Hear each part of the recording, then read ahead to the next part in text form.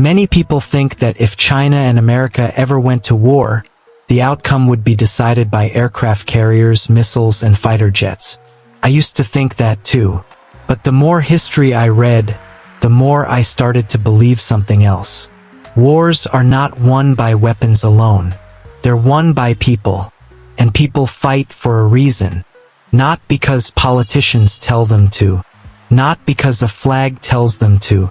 People fight when they believe their sacrifice means something. As I'm walking through this crowded street tonight, watching thousands of ordinary people heading home after work, I keep thinking about a strange historical question. Why did the Qing dynasty survive for more than 70 years after the First Opium War?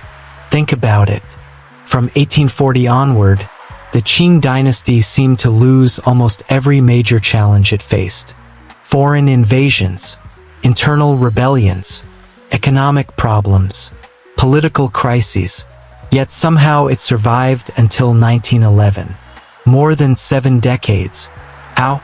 One explanation is surprisingly simple. The system still rewarded results. If you achieved something, there was still a chance you would be recognized. If you restored order, defeated a rebellion, or protected the empire, you could gain power, resources, and influence. The machine was damaged, but it was still functioning. Now compare that to the final years of the Ming dynasty.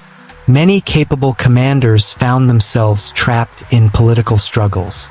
Victory didn't necessarily bring rewards. Failure almost always brought punishment. Over time, people stopped believing the system was fair.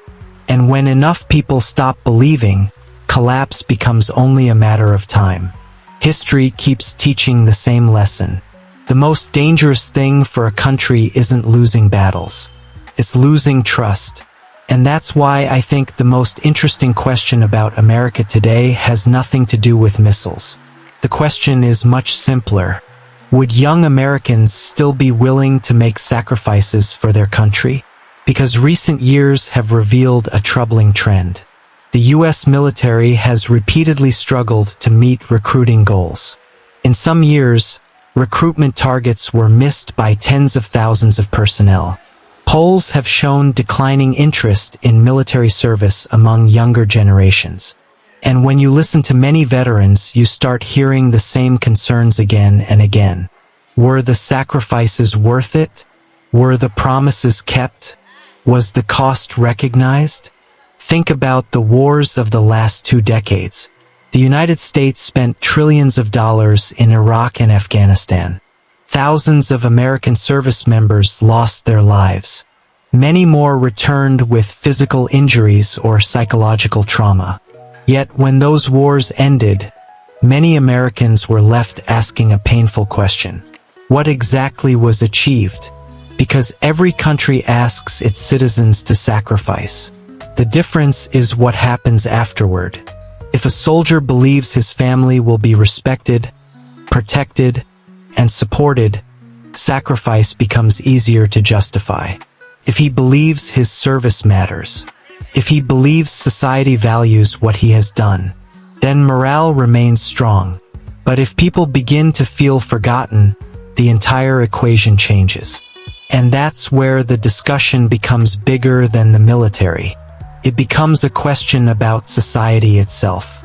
Can a nation still inspire loyalty? Can it still convince people that effort will be rewarded? Can it still maintain trust between the individual and the state? These questions matter because modern wars are rarely short. Industrial strength matters. Economic resilience matters. Social cohesion matters. China today produces more than 30% of global manufacturing output. China builds more commercial ships than any other country. Chinese universities graduate millions of engineers and technical specialists every year. Meanwhile, America's national debt has surpassed $36 trillion. These statistics don't automatically determine the outcome of a future conflict, but they highlight something important. A long competition is not simply a military challenge. It's a test of an entire society, a test of production, a test of organization, a test of belief. And belief may be the most important factor of all. Because when people believe effort is rewarded, societies become resilient. When people believe sacrifice has meaning, nations become strong. When people believe the system is fair, they are willing to endure hardship. But when that belief disappears, even the most powerful institutions begin to weaken. So perhaps the real question isn't whether America can defeat China. Perhaps the real question is whether any country can remain powerful after its people stop believing that sacrifice is worth making.